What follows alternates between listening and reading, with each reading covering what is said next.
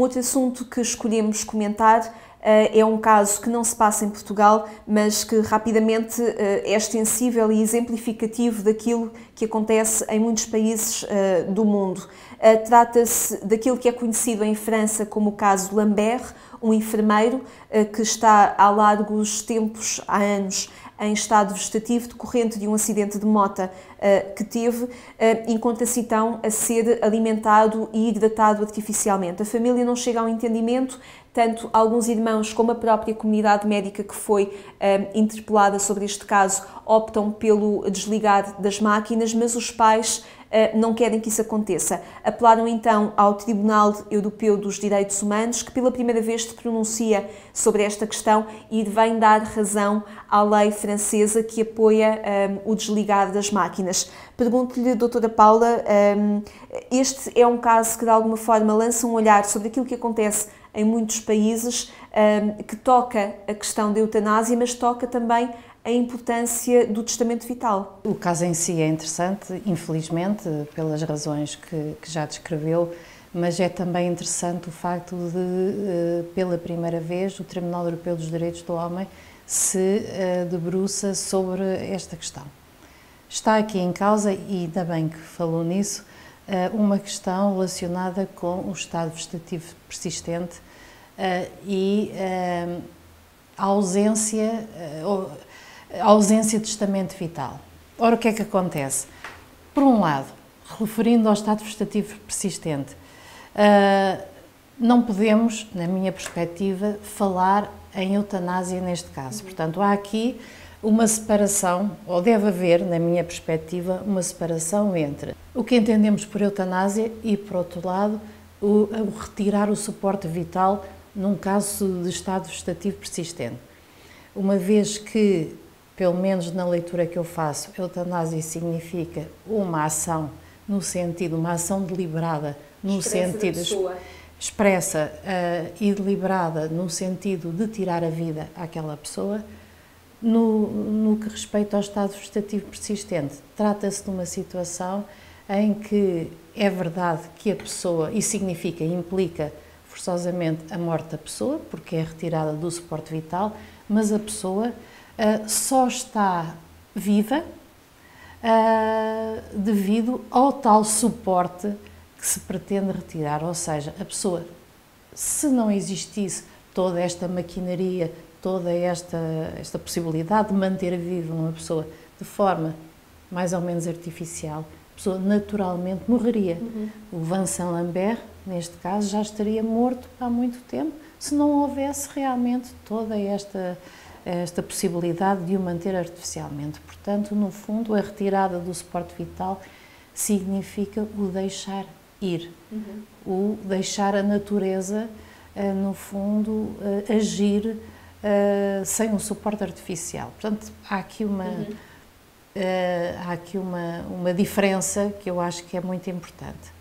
E, por outro lado, a questão do testamento vital. Porquê? Toda esta questão judicial teve origem no facto de não se conhecer expressamente a vontade do Vincent Lambert, no que gostaria que fosse decidido no caso em que estivesse, na situação em que está em estado vegetativo persistente. Se tivesse um testamento vital que expressasse neste sentido da retirada, ou não é?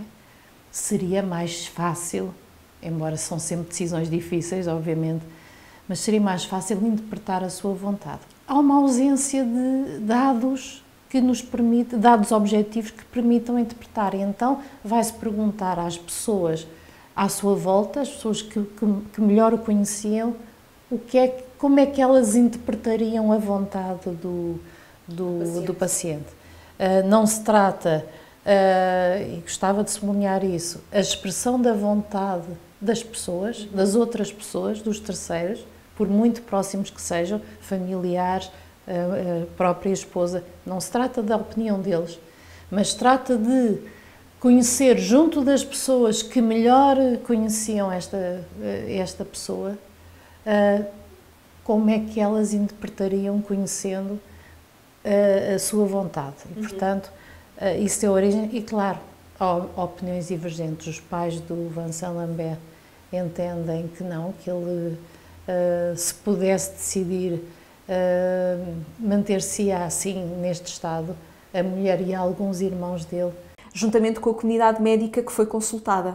Porque há aqui uma questão de facto que é muito importante, que refere, que é a decisão médica, ou seja, a decisão médica, e há uma recomendação, e recordo que há já 10 anos que o Conselho Nacional de Ética para as Ciências da Vida em Portugal recomendou nesse sentido que a decisão deve ser tomada, não obstante também seja uma decisão médica.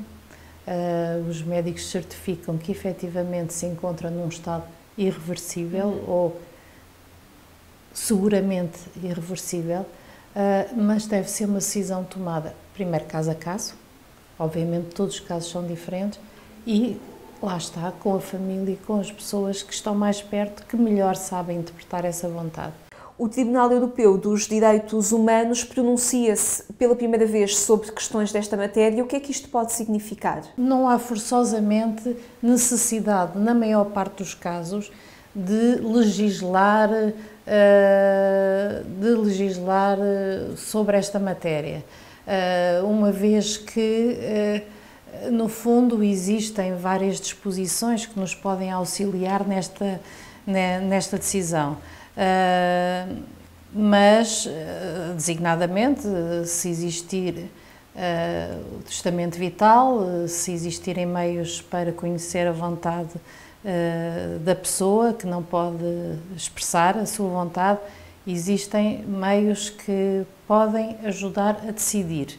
Agora, o que a decisão do Tribunal Europeu dos Direitos do Homem é fundamental, é no sentido de interpretar, de facto veio dar uma nova luz na necessidade de interpretação das disposições que já existem em cada país, neste sentido em que foi decidido. E, portanto, eu acho que foi importante, porque vem, no fundo, esclarecer algumas dúvidas que existiam relativamente à interpretação das leis em cada país, das disposições sobre esta matéria ou sobre o final de vida, e vai auxiliar vem clarificar, no fundo.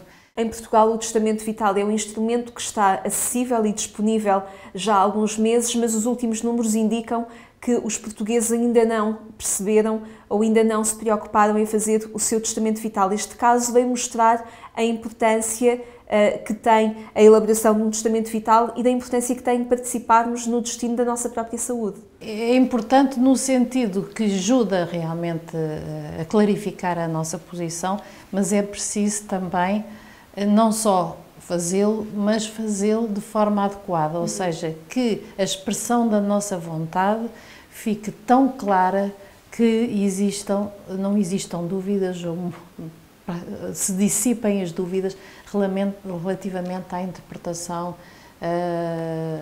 porque, por exemplo, se nós escrevermos, estou a dar muito, não quer ser reanimado, pode não significa que seja uma questão de estado vegetativo persistente. Portanto, de facto, o testamento vital é muito útil no sentido, ou pode ser útil no sentido de esclarecimento da vontade, mas, por outro lado,